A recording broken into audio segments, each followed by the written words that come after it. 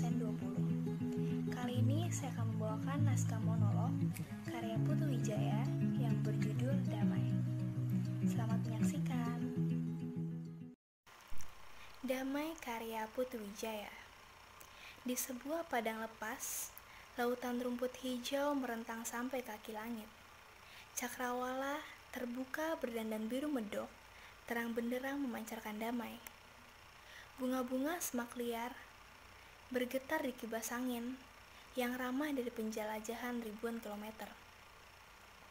Hidup terasa tentram. Pekik burung yang menoreh angkasa merambat panjang masuki telinga-telinga hewan yang mencari makan tanpa ketakutan. Barangkali itu hanya sebuah lamunan, tapi damai yang sayup memang meletupkan keindahan untuk meredam cemas yang kian hari tambah gila dalam kehidupan buas ini. Perang berkecamuk di mana-mana, api menjilat santero wilayah, tak terkecuali mimpi indah yang pupus, ludas, terjilat hangus. Para pemburu damai mencium bau darah, lalu tiba-tiba saja mengentakkan kakinya dan berteriak garang, serang, terjang. Mula-mula hanya telinga-telinga rusa yang bergetar, lalu serangga-serangga kecil menggetarkan sayapnya. Mencoba luput, tapi terlambat. Ratusan ribu bahkan berjuta-juta sepatu menapak serentak ke atas keheningan, memuntahkan wajah yang sudah tanpa wajah. Semuanya bagaikan terhisap oleh magnet raksasa yang dipancarkan dari dia yang akan menyampaikan orasi gagasan perdamaian baru. Dalam sekejap mata, padang tak terbatas itu sudah tak punya ruang lagi. Di mana-mana wajah manusia yang kosong memandang ke atas altar. Kepala-kepala mendongak seperti mau lepas dari leher ketika seorang orator yang naik untuk berbicara. Pekik sorak gemuruh mengeluh-eluh. Semua mata nyalang membidik ke depan. Dengan wajah sebersih bocah, nyas tanpa dosa, pemimpin itu berdiri di depan masa. Ia bagaikan sebatang pohon mengkudu dengan daun-daun yang gembur berwarna hijau rimba, menjanjikan penawar bagi 1000 macam penyakit. Matanya yang adem membuat matahari tersipu, lalu menghindar ke balik awan-awan tipis. Membiarkan peristiwa itu lewat sendirian dengan kodratnya. Ketika pemimpin itu mengangkat tangannya, seluruh padang mendadak mati. Tak ada lagi yang berani bertepuk, berbicara, bahkan nafas pun ditahan, takut mengganggu ucapannya.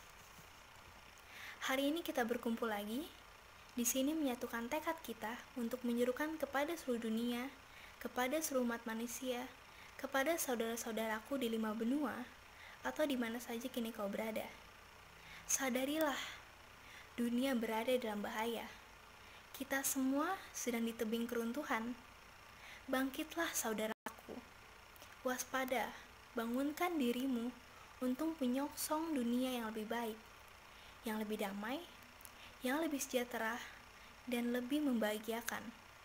Dengarkan suaraku sebagai wakil dari hasrat batinmu yang mengharapkan masa depan yang lebih damai.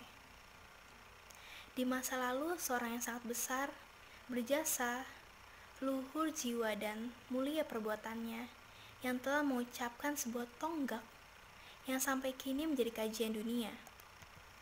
Kata beliau, perang adalah alat yang berguna untuk memelihara perdamaian dunia. Senjata, kekuasaan, pembunuhan diperlukan untuk membuat manusia takut kehilangan damai, sehingga ia akan senantiasa memuja, memeluk, dan mengupayakan perdamaiannya sepanjang hidupnya. Perang adalah anjing perdamaian. Perang adalah benteng terakhir perdamaian. Tapi itu dulu, ratusan tahun yang lalu, ketika kita semua masih lugu, ketika banyak orang belum tahu. Sekarang aku sangsi, aku bertanya kepada diriku, sebab aku tidak bisa lagi bertanya pada beliau. Lihatlah kenyataan di atas dunia ini. Perang di mana-mana, tidak hanya membunuh para serdadu, tidak hanya melukai orang-orang bersenjata yang berperang. Perang zaman sekarang lebih banyak lagi melukai dan membunuh rakyat sipil, anak-anak, orang tua, dan khususnya para wanita. Benar tidak? Benar sekali. Seandainya beliau, tokoh sejarah dunia yang besar itu, sempat melihat betapa buasnya perang, betapa ganasnya, brutal, biadabnya pertempuran, aku yakin beliau tidak akan sampai hati mengucapkan apa yang digariskannya dan menjadi panutan manusia untuk membenarkan peperangan sampai sekarang. Perang ternyata bukan anjing gembala penjaga perdamaian, tapi anjing-anjing serigala liar yang gila, yang kelaparan, membunuh umat manusia lebih cepat, lebih keji. Perang adalah binatang liar yang menghancurkan perdamaian. Pemimpin itu mengangkat tangannya dan berseru lebih keras. Perang adalah binatang buas, pemakam perdamaian. Bagi kena hipnotis, seru tangan terangkat dan mulut terkuak melontarkan seruan yang sama. Perang adalah binatang buas, pemakam perdamaian. Pemimpin itu menarik nafas dalam-dalam, tanda hatinya lega. Kemudian lanjut, banyak orang bunuh-bunuhan untuk merebut kemerdekaannya. Banyak orang berkelahi untuk menegakkan keadilan, membela kebenaran, agar mencapai kesetaraan di masa depan yang lebih baik. Banyak orang berkelahi untuk membela kemanusiaan yang diinjak kekuasaan. Lalu mereka mengangkat senjata, mengobarkan perang untuk membunuh lawan sampai ke akar-akarnya. Tapi sekali perang berkobar, dia akan menjadi mesin buas yang tidak puas hanya membunuh. Perang juga akan memusnahkan segala-galanya. Karena itu, aku menentang. Aku mengangkat tanganku, aku berseru tidak. Masa langsung mengulangi lebih keras. Tidak, tidak, tidak. Pemimpin itu mengangkat tangannya kembali. Tapi tetap saja, masih ada orang-orang di sekitar kita dengan pongah mengatakan bahwa perang dan damai adalah dua wajah di satu mata uang. Perang untuk damai, kata mereka. Damai hanya mungkin lewat perang, kata mereka. Mereka jual peperangan kemana-mana di seluruh dunia. Maka tak heran kalau bagaikan narkoba, perang mulai menggigit, menjangkiti dan meracuni jiwa generasi tua hingga muda. Semua orang jadi mabuk berperang. Kaula muda mulai beringas. Orang-orang tua cepat tersinggung. Semua mengepalkan tangan, mau main pukul. Tak peduli siapa yang salah, siapa benar. Saat itulah aku jadi sebel. Aku marah, bangsat. Perang adalah perang, damai adalah damai. Perang dan damai mutlak bermusuhan.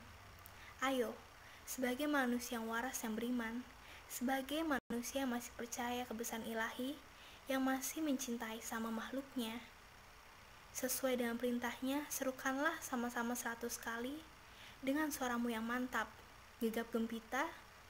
Perang adalah perang, damai adalah damai. Perang dan damai dua kutub yang bertolak belakang.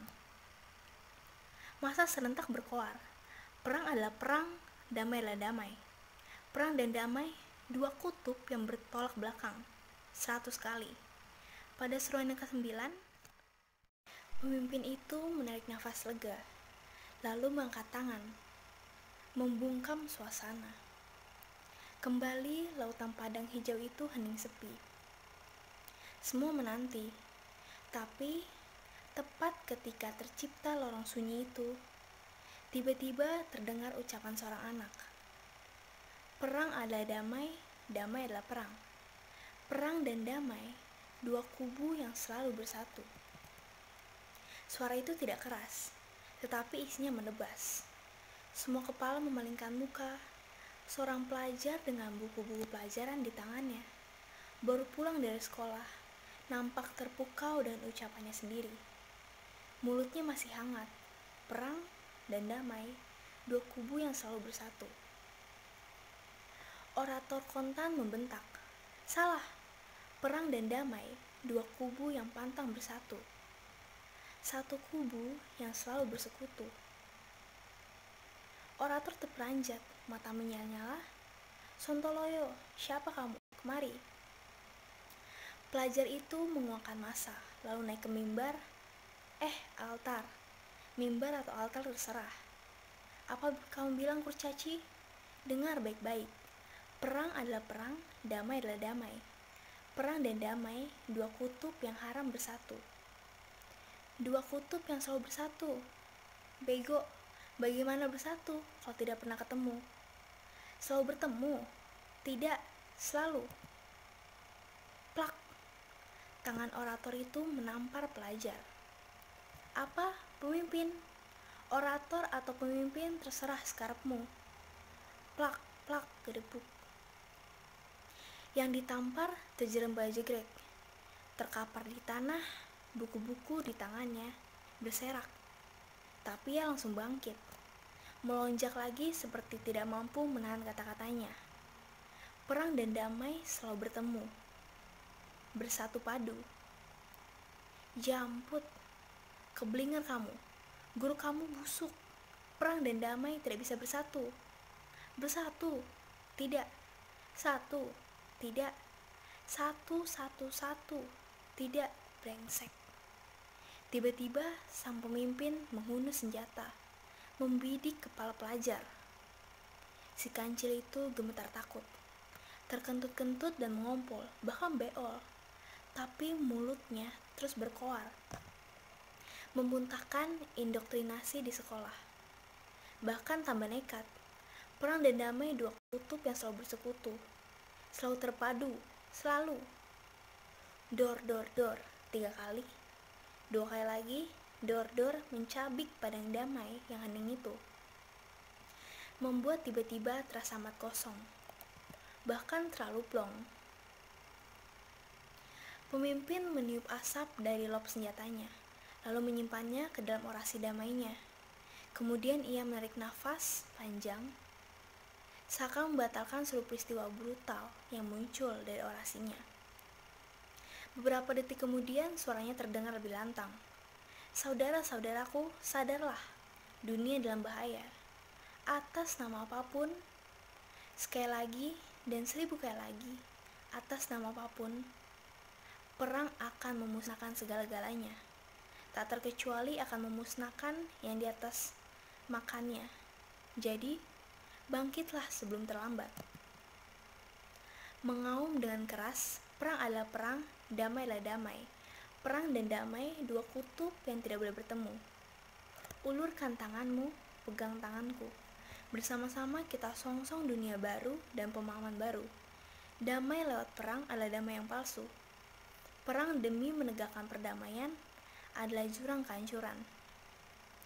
Damai lewat pembunuhan adalah kebiadaban. Damai lewat kekerasan adalah kesesatan. Damai lewat lautan darah adalah kemusnahan. Damai tanpa senjata, damai tanpa benci, damai tanpa kemenangan, damai tanpa kalahan, damai abadi, perang mati. Masa tak bisa lagi membendung diri, semuanya memekik histeris. Damai abadi, perang mati. Perang mati, damai abadi. Damai abadi, perang mati. Suran itu terlontar memenuhi padang, menghentak-hentak menggapai matahari. Lalu pemimpin itu turun, berjalan menembus padang ke kaki langit. Semua mengikuti bagaikan sebuah sungai raksasa, mengalir sambil bernyanyi dengan gembira. Damai tanpa senjata, damai tanpa darah. Damai tanpa kekerasan, damai tanpa kejaman. Damai tanpa pembunuhan, damai tanpa peperangan. Damai abadi, perang mati. Damai abadi, perang mati. Damai abadi, perang mati. Perlahan-lahan padang itu kembali sunyi. Rumput-rumput rebah diam-diam merenggang untuk tegak. Serangga yang menghilang mulai berhamburan ke sarangnya yang surak porak-poranda, terinjak-injak. Kijang-kijang yang ketakutan muncul dari balik semak-semak. Lalu angin berhembus lagi, membawa sejuk dari arah danau dan pegunungan. Lautan hijau itu kembali menghijau dengan seluruh kebebasannya. Namun, di atas mimbar tubuh pelajar itu terbaring, bersimbah darah. Buku-buku yang berserakan di sekitarnya seperti meratap sia-sia. Kepalanya pecah. Di bibirnya masih menggeliat sisa-sisa perkataan yang belum semua berhasil ia ucapkan. Perang dan damai, ular berkepala dua. Namun semua itu tertutup oleh nyanyian, perdamaian yang sayup-sayup terus menggeliat di gait angin, menggeliat di atas wajah pelajar yang telah kaku. Damai tanpa senjata, damai tanpa darah, damai tanpa kekerasan, damai tanpa pembunuhan, damai tanpa peperangan, damai abadi, perang mati, damai abadi, perang mati, damai abadi, perang mati, damai abadi, perang mati, damai abadi, damai abadi, damai abadi, damai abadi. Perang adalah anjing penjaga perdamaian. Perang adalah benteng terakhir perdamaian. Perang adalah anjing penjaga perdamaian. Perang adalah benteng terakhir perdamaian. Terima kasih.